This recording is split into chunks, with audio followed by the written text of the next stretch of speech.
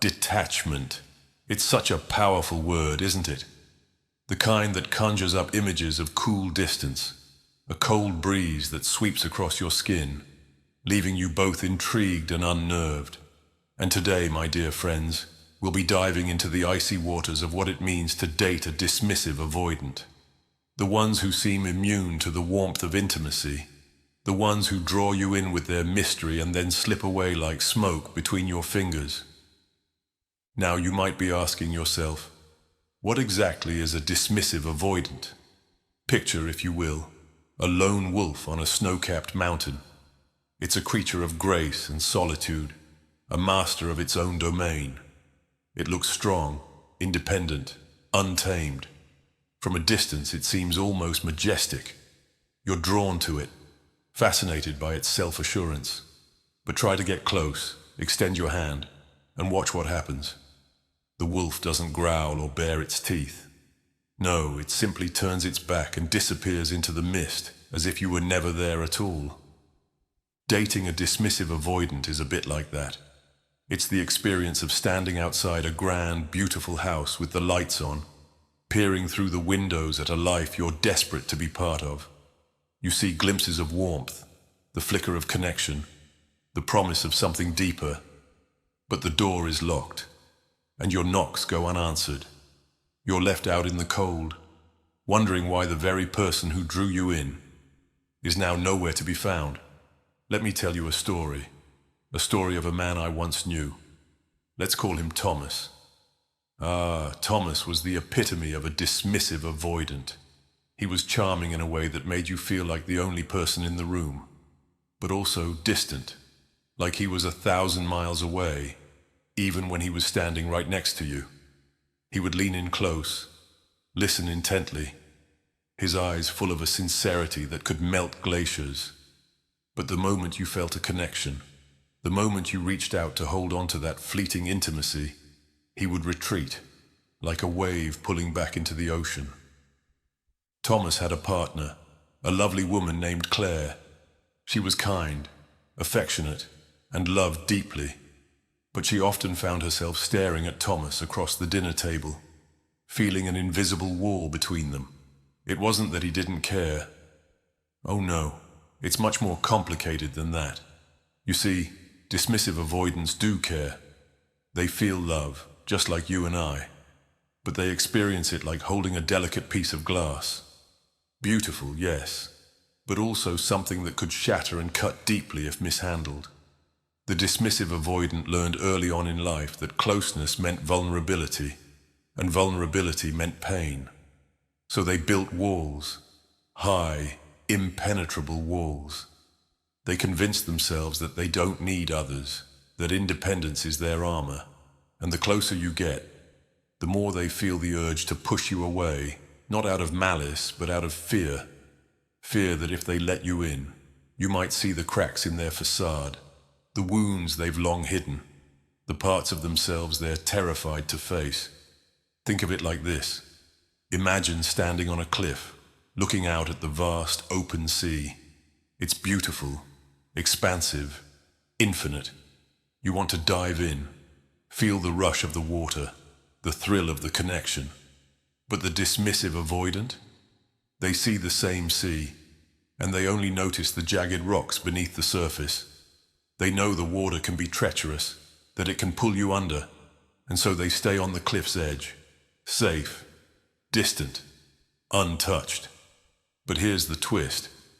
They're not as safe as they think they are. The dismissive avoidant believes they've built a fortress around their heart, but in reality, they've trapped themselves in a prison of their own making. They tell themselves they don't need love, that they're better off alone. But there's a quiet, unspoken loneliness that gnaws at them. It's the loneliness of a solitary figure standing in a crowded room, pretending not to notice the warmth they're missing. Now, if you're dating a dismissive avoidant, you may have found yourself tangled in this dance. You reach out, they pull away, you express your needs.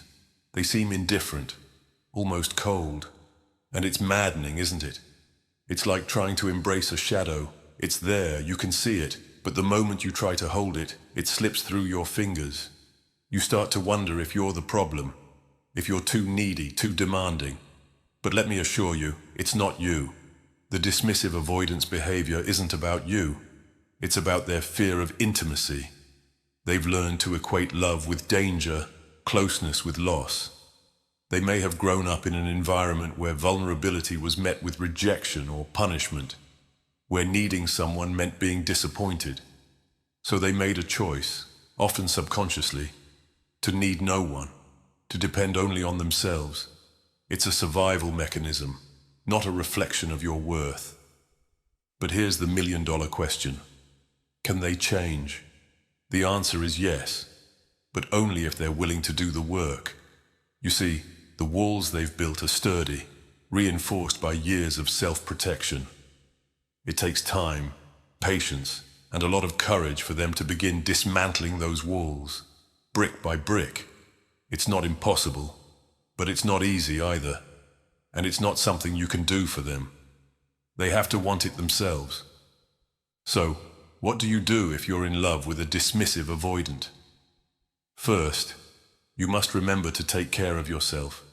It's easy to get caught up in their storm, to lose yourself in the push and pull of their emotions. But you must anchor yourself, ground yourself in your own worth.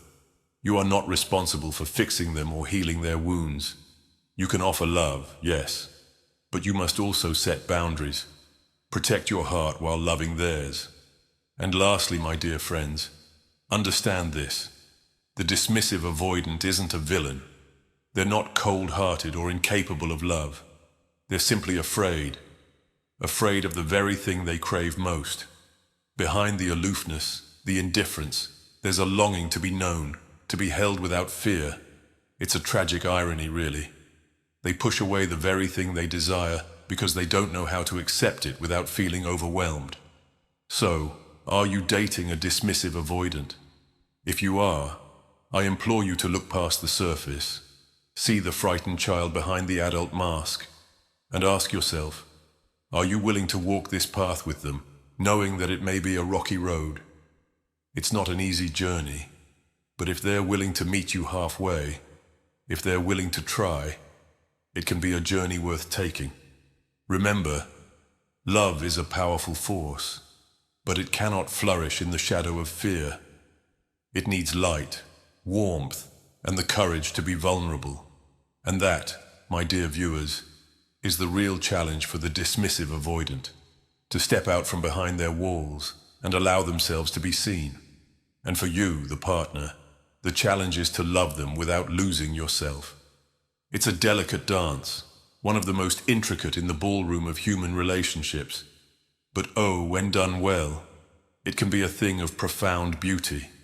And so the question remains, will they open the door to their fortress, or will they continue to hide behind the walls they've built? Only time and courage will tell.